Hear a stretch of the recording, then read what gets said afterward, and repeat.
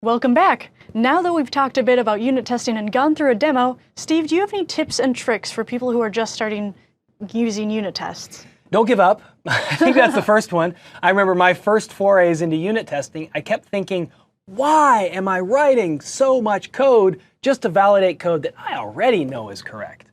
Well, the reality was I didn't know it was correct.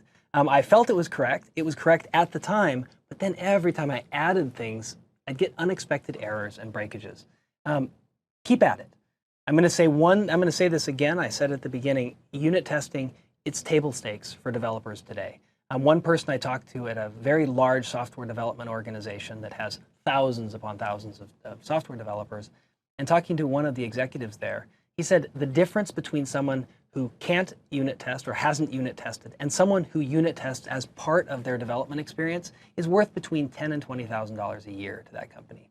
That's a lot. So if you're looking at making yourself marketable, be sure you can unit test. So I'll leave it at that before we talk about the power of unit testing. Yeah, and I think it's also, you bring up a really good point. I think it's, writing good unit tests and writing them often is almost kind of like, just staying healthy, like go exercising. You know that you should do it, but sometimes it just falls to the wayside. But it's important to start that early so that you can get in a good cadence of writing unit tests just all the time. I agree, and the best way to do that, TDD, test-driven development. If you don't write code without a failing test, you're always writing unit tests. So that's a great way to get started and a great way to give you the discipline to get out there and write those unit tests. Let's talk about some of the power of unit tests. And we've got 5 here that we'll talk about relatively briefly, but one is reduce technical debt. Frankly, if you're using unit tests, you've got some ways to cover your code so you can refactor easily. In fact, I'm going to jump to 3 here because I think they're related. You can refactor your code without much fear. You can get in there, make the changes you need to start eliminating that technical debt.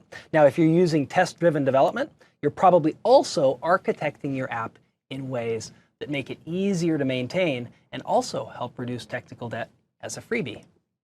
Yeah, definitely. And another one that's really important is being able to identify coupled code by using a ton of unit tests. If it's really hard for you to unit test your code from the get-go, then that probably is a good indication that your code is spaghetti code a little bit, and it's just very highly coupled. So being able to identify what you could probably refactor and improve with your tests is really important. Now, the next one I'll talk about is document what your code really does.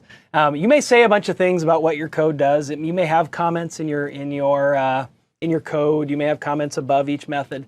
But when you look at the suite of unit tests, if they're really well named, you may not even have to look at the code. You can just read your unit tests to really understand what your intent was when you wrote that code.